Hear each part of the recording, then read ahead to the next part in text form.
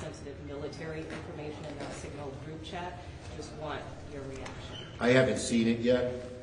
It's only available to right now, a classified version to the members of the Intelligence Committee, but I await its release publicly tomorrow.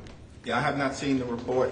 Pete Hegseth is the most unqualified Secretary of Defense in American history. The sooner he's gone, the better off the American people. Peter Jeffries, do you support President Trump's pardoning of Henry Quayar, and have you spoken to him to Quayar today, and do you believe that he will stay loyal to the caucus? I issued a statement on this earlier. My statement speaks for itself. I look forward to talking to Henry when we go on the floor in just about an hour. Here we go.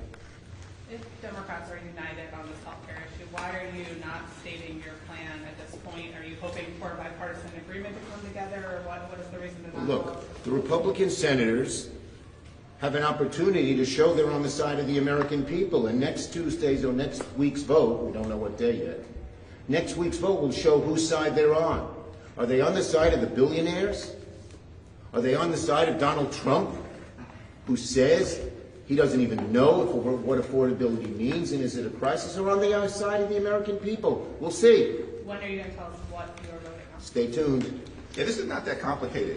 What we've seen, right, House Democrats and Senate Democrats in complete alignment in defending the health care of the American people from the very beginning.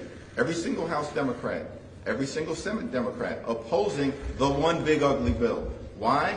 Because it enacted the largest cut to Medicaid in American history. It literally ripped insurance away from about 14 million people all across the country, including in rural America. At the same time, Democrats standing united against the one big ugly bill. Why?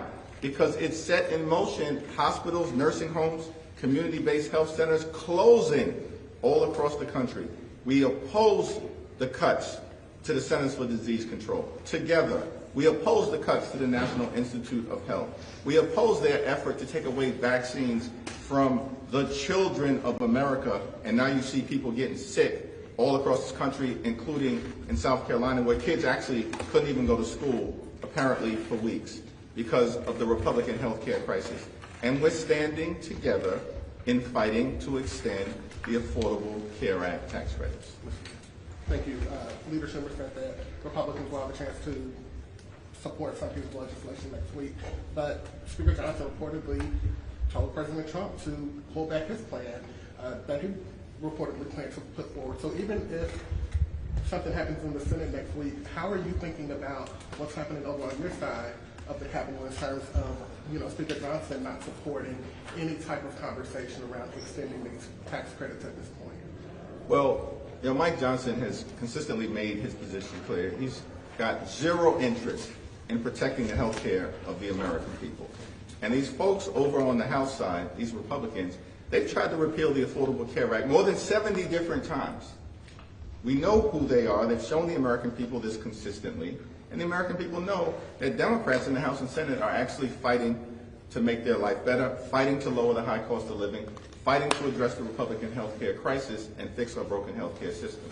In terms of movement in the House, all 214 House Democrats have signed the discharge petition that will force an up or down vote. All we need are 4 House Republicans to join us. There are 219 of them. All we need are 4. Dozens have said that they were prepared to work with Democrats to extend the Affordable Care Act tax credits in the aftermath of the Trump Republican shutdown ending. The Trump Republican shutdown's over. And now we've got a vehicle here in the House. All we need are 4 Republicans to join us, and we can prevent tens of millions of people from having dramatically increased health insurance costs. In some cases, $1,000 or $2,000 per month in terms of the increases that everyday Americans will be forced to endure. That's unacceptable, particularly in the wealthiest country in the history of the world. I would say this, the petition, the discharge petition in the House and the vote next week in the Senate are going to be one of the most important moments in this whole Congress. Since 1993, there's been a fight between the two parties, since Hillary Clinton proposed a health care proposal back then. And that is, who is going to lower your costs? Who is going to make health care more affordable? Who is on your side when all the special interests aren't? That's what's happened throughout. And this is an important moment. Will Republican senators join us to lower costs? Will a handful of House members join the discharge petition? It's in their hands. It's in their hands, and the American people know it. Thank you. If Democrats are united behind the plan, does that mean that negotiations with Senate Republicans on a bipartisan proposal are over? Look, we're willing to negotiate with anyone who will really lower health care costs. So far, they're so flummoxed, they're not even able to negotiate among themselves. That would be the first step, wouldn't it? Last question. Is December the end of this fight, or could these credits be extended in January? I understand it's probably more complicated, but is that even possible with this effort? Listen, we're in this fight until we win this fight on behalf of the American people. That means extending the Affordable Care Act tax credits, and the clock is ticking. We need to do this prior to December 31st. There's no reason not to. These Republicans raced in the middle of this year to enact massive tax breaks for their billionaire donors. They raced back to Congress here in the House of Representatives on July 3rd in order to pass their one big ugly bill and to make those massive tax breaks for their donors permanent.